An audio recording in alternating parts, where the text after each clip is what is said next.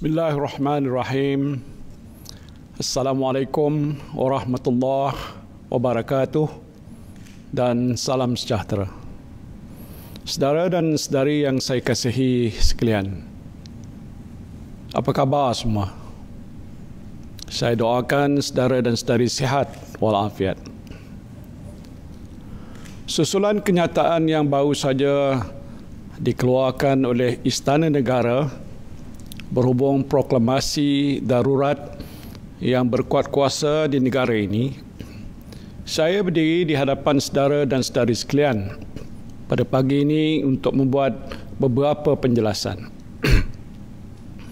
Semalam saya telah diterima menghadap oleh Kebawah Duli Yang Maha Mulia Seri Paduka Baginda Yang di-Pertuan Agong untuk mempersembahkan nasihat Jemaah Menteri agar Seri Paduka Baginda mengeluarkan proklamasi darurat menurut perkara 150 dalam kurungan 1 Perlembagaan Persekutuan untuk mengisytiharkan darurat bagi seluruh persekutuan berkuat kuasa mulai 11 Januari 2021 hingga 1 Ogos 2021 untuk ampun perkenan Seri Paduka Baginda. Perkara 150 dalam kurungan 1 Perlembagaan Persekutuan memperuntukkan jika Yang di-Pertuan Agong berpuas hati bahawa suatu darurat besar sedang berlaku yang menyebabkan keselamatan atau kehidupan ekonomi atau ketenteraman awam di dalam persekutuan atau mana-mana bahagiannya terancam, maka Yang di-Pertuan Agong boleh mengeluarkan suatu proklamasi darurat dengan membuat dalamnya suatu pengisytiharan yang bermaksud sedemikian. Menurut perkara 150 dalam kurungan 1 Perlembagaan Persekutuan, ancaman terhadap kehidupan ekonomi merupakan salah satu asas untuk sesuatu proklamasi darurat dibuat.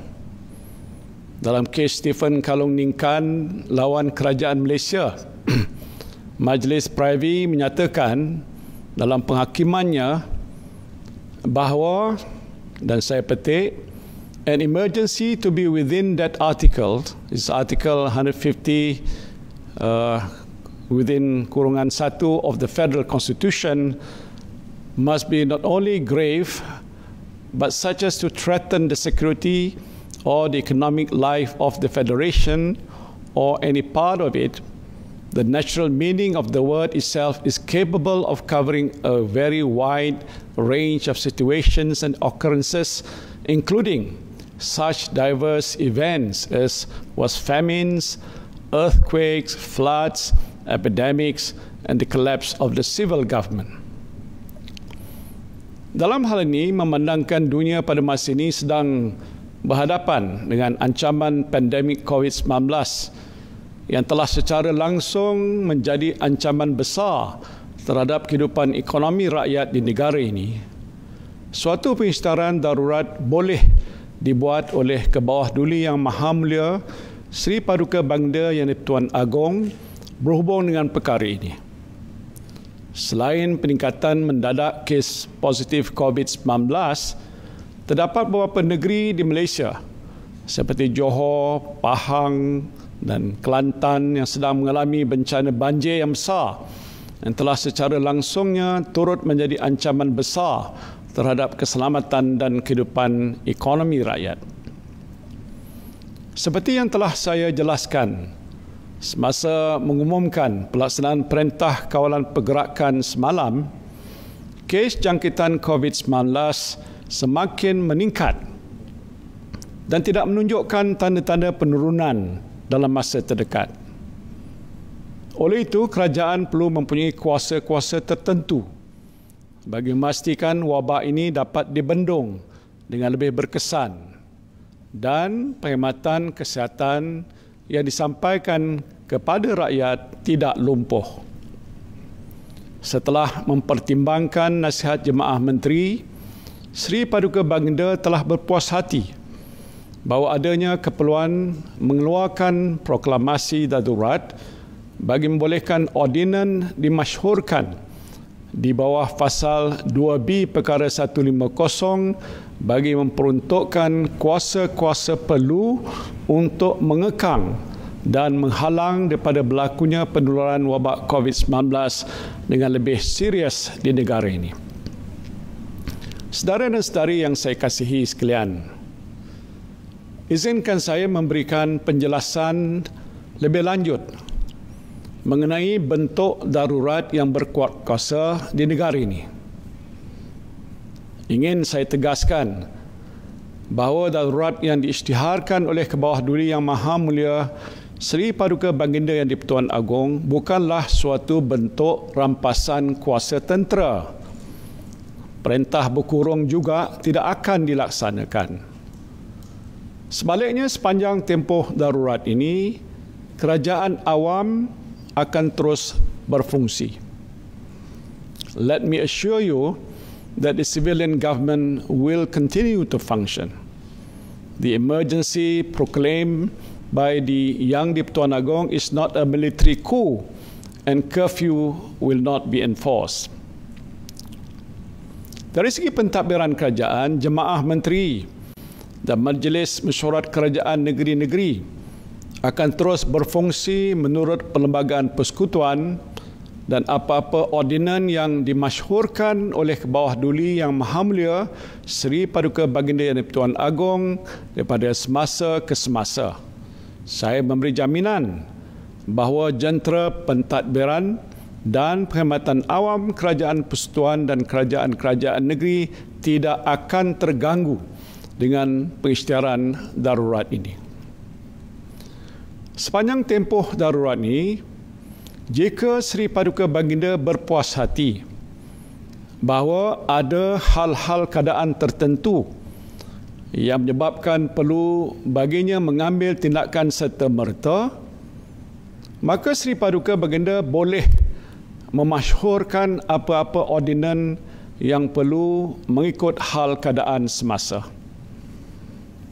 Dalam konteks ini, beberapa ordinan darurat boleh dimasyhurkan oleh Kebawah Duli Yang Maha Mulia Seri Paduka Baginda Yang di-Pertuan Agong bagi tujuan membendung wabak COVID-19 yang merangkumi hal-hal berkaitan penggunaan aset hospital swasta, mengambil milikan sementara tanah, bangunan atau harta alih hospital swasta, atau membuat permintaan untuk penggunaan sumber hospital swasta bagi tujuan merawat pesakit COVID-19. Sehubungan itu, kerajaan juga boleh mendapatkan penglibatan yang lebih inklusif daripada pihak swasta, termasuk kemudahan penjagaan kesihatan swasta bagi membantu meringankan beban yang ditanggung oleh agensi kerajaan, terutamanya hospital awam. Menerusi ordinan ini, bantuan yang boleh diperolehi daripada pihak swasta meliputi sumber manusia, kepakaran, fasiliti, aset, makmal ujian dan utiliti.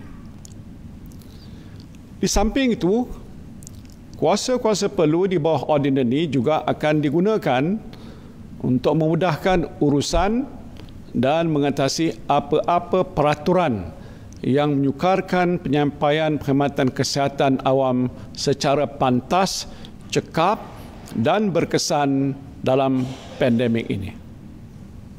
Suatu ordinan juga boleh dimasyhurkan untuk memperuntukkan kuasa penguatkuasaan kepada Angkatan Tentera Malaysia selain kuasa yang sedia ada, mengikut kuasa-kuasa yang diperuntukkan kepada Polis Diraja Malaysia di bawah Kanun Tata Cara Jenayah atau mana-mana undang-undang penguatkuasaan lain yang berkaitan. Angkatan Tentera Malaysia juga akan diperuntukkan kuasa untuk membantu melaksanakan fungsi-fungsi berhubung dengan kesihatan awam dan fungsi-fungsi yang dijalankan oleh pegawai awam yang berkaitan semasa pandemik ini. Selaras dengan proklamasi darurat ini, aspek kawalan sempadan negara juga akan diperketatkan dengan memberikan kuasa kepada anggota tentera selain polis dan immigration untuk menangkap parti dan sesiapa saja yang menceroboh sempadan negara. Selain itu, suatu ordinan juga boleh dimasyhurkan untuk meminda Akta Pencegahan dan Pengawalan Penyakit Berjangkit 1988 untuk meningkatkan keberkesanan penguatkuasaan akta ini dalam membendung penurunan COVID-19, dan ini termasuk meningkatkan penalti ataupun hukuman ke atas sesiapa yang melanggar undang-undang dan peraturan berkaitan pengawalan wabak COVID-19. Ordinan-ordinan yang bertujuan untuk memerangi sabotaj ekonomi, monopoli dan kenaikan harga barang secara keterlaluan dalam masa pandemik juga boleh dimasyhurkan oleh Sri Paduka Baginda. Tindakan penguatkuasaan yang lebih tegas dan hukuman yang lebih berat boleh dikenakan untuk tujuan ini. Semua ordinan yang dimasyhurkan oleh Kebawah Duli Yang Maha Mulia Sri Paduka Baginda Yang di-Pertuan Agong akan diwartakan dan boleh diketahui oleh rakyat. Saudara dan saudari yang saya kasihi sekalian, dalam tempoh darurat ini juga, kuasa-kuasa eksekutif persekutuan akan meliputi apa-apa perkara dalam kuasa perundangan negeri kecuali bagi apa-apa perkara hukum syarak ataupun adat Melayu atau mengenai apa-apa perkara undang-undang atau adat anak negeri di Sabah ataupun Sarawak, agama, kewarganegaraan dan bahasa selaras dengan Fasal 6A Perkara 150 Perlembagaan Persekutuan. Selain itu, Parlimen dan Dewan Undangan Negeri tidak akan bersidang sehingga suatu masa yang ditetapkan oleh Yang di-Pertuan Agong. Sepanjang tempoh darurat berkuat kuasa, pilihan raya umum, pilihan raya negeri dan pilihan raya kecil tidak akan diadakan. Dalam keadaan biasa, pilihan raya kecil mesti diadakan dalam tempoh 60 hari selepas kerusi diisytiharkan kosong. Pilihan raya negeri juga mesti diadakan dalam tempoh 60 hari selepas Dewan Undangan Negeri dibubarkan. Sedangkan kita tahu rakyat pada masa ini tidak mahu pilihan raya diadakan untuk mengelakkan wabak COVID-19 merebak seperti yang berlaku selepas pilihan raya negeri Sabah baru-baru ini. Dan untuk menjamin pelaksanaan tempoh darurat dibuat secara adil dan telus, sebuah jawatan kuasa khas bebas akan ditubuhkan di bawah suatu ordinan untuk menasihati Sri Paduka Baginda sama ada darurat besar ini masih berlaku dalam persekutuan bagi meneruskan tempoh kuatkuasa proklamasi darurat atau menamatkan proklamasi lebih awal daripada tarikh yang ditetapkan. Saudara dan saudari yang saya kasihi sekalian, mutakhir ini terdapat pihak-pihak yang mendesak supaya pilihan raya diadakan. Saya tidak berniat untuk tidak mengadakan pilihan raya. Perkara utama yang menghalang saya daripada menasihati Kebawah Duli Yang Maha Mulia Sri Paduka Baginda Yang di-Pertuan Agong agar membubarkan Parlimen untuk membolehkan pilihan raya diadakan ialah pandemik COVID-19. Keputusan untuk tidak mengadakan pilihan raya semasa pandemik COVID-19 ini masih menular ini adalah selaras dengan satu daripada 5 prinsip maqasid syariah, iaitu menjaga nyawa ataupun hifzun nafs. Dan dalam konteks ini adalah menjadi kewajipan saya sebagai ketua kerajaan untuk menjaga nyawa rakyat dengan melindungi saudara dan saudari sekalian daripada jangkitan COVID-19 ini. Ini adalah kemaslahatan yang paling utama yang dituntut oleh agama Islam. Justru saya memberikan komitmen yang tegas bahawa pilihan raya umum akan diadakan sebaik sahaja jawatan kuasa khas bebas yang akan ditubuhkan memperakukan bahawa wabak COVID-19 telah reda atau pulih sepenuhnya dan pilihan raya adalah selamat untuk diadakan. Pada masa itu terpulanglah kepada rakyat untuk memilih kerajaan mana yang layak untuk mentadbir negara ini dan menjaga kebajikan saudara dan saudari sekalian. Inilah komitmen dan aku janji saya yang akan saya tunaikan insya-Allah. Bagi saya dalam keadaan negara dan rakyat yang sedang menghadapi satu mudarat besar ini, adalah amat penting semua ahli politik mengenepikan perbezaan masing-masing dan bersolidariti bersama rakyat. Bila tiba masa untuk berpolitik, maka berpolitiklah dengan penuh bertanggungjawab. Saya juga memberikan jaminan bahawa sepanjang tempoh darurat ini, Badan Kehakiman akan terus berfungsi untuk menegakkan hukum dan keadilan. Kerajaan Perikatan Nasional akan terus mempertahankan kebebasan Badan Kehakiman dan tidak akan sekali-kali mencampuri urusan mahkamah. The judiciary will continue to be the beacon of justice in our country, and I will never interfere in the business of the court.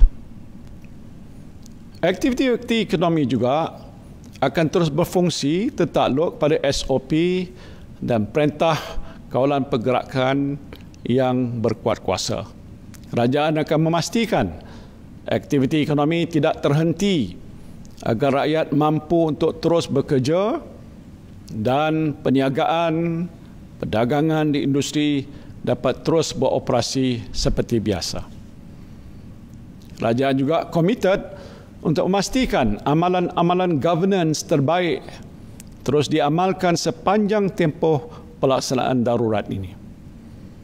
Organisasi kawal selia negara yang diiktiraf di peringkat antarabangsa iaitu Bank Negara Malaysia, Suruhanjaya Security serta Bursa Malaysia akan terus memainkan peranan mereka sebagai pemangkin, pengawal selia dan pemudah cara syarikat dan pasaran.